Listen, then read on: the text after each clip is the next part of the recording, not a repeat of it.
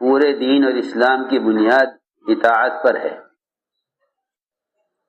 دین اسلام کی بنیاد اطاعت پر ہے، اور کفر اور شرک کی بنیاد خواہش پر ہے.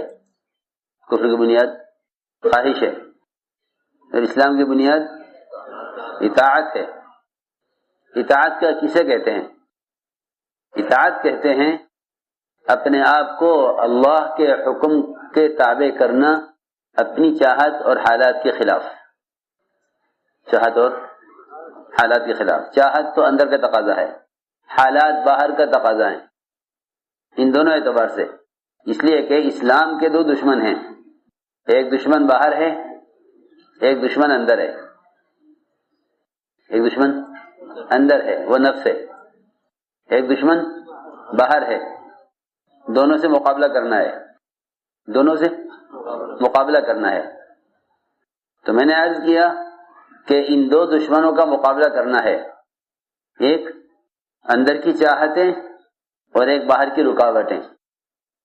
ایک اندر کی چاہتیں اور دوسرے باہر کی رکاوٹیں.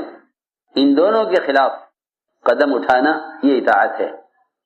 اگر یوں دیکھا جائے کہ اس وقت حالات کا تقاضا یوں ہے تو یوں کر لیا جاوے، اور اس وقت حالات کا تقاضا یہ ہے تو یوں کر لیا جاوے.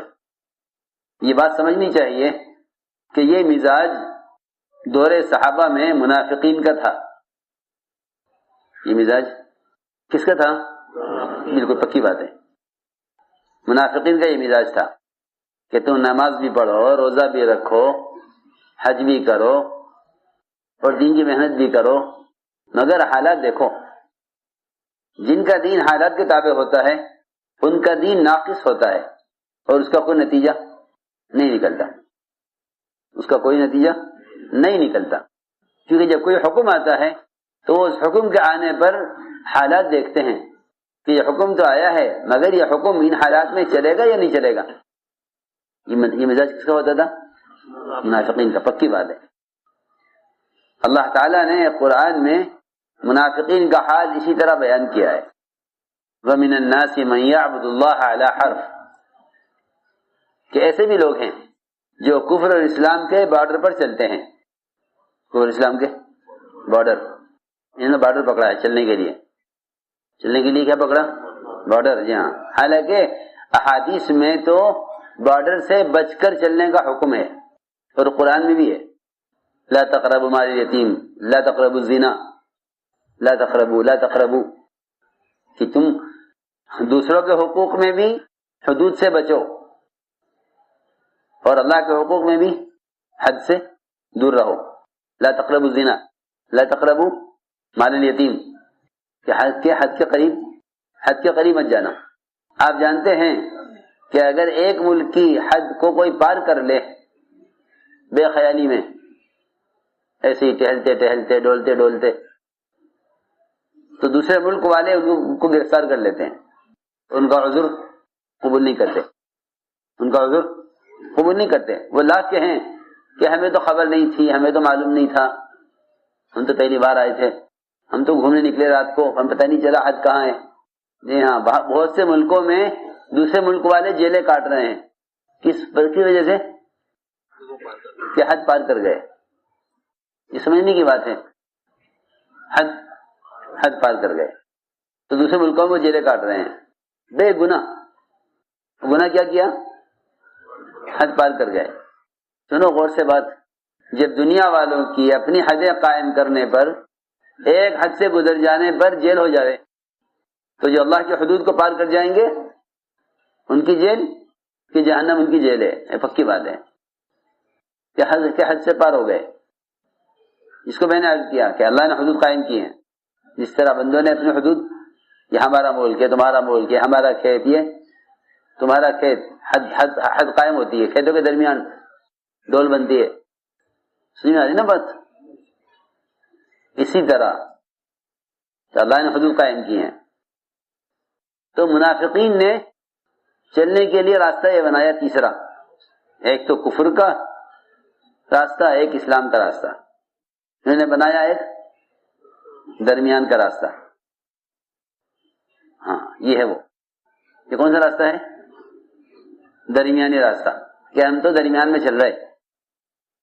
حالات دیکھیں گے، اگر اسلام میں حالات خراب ہوئے تو کفر کی طرف پلٹ جائیں گے، اور اگر کفر میں حالات خراب ہوئے تو اسلام کی طرف پلٹ جائیں گے.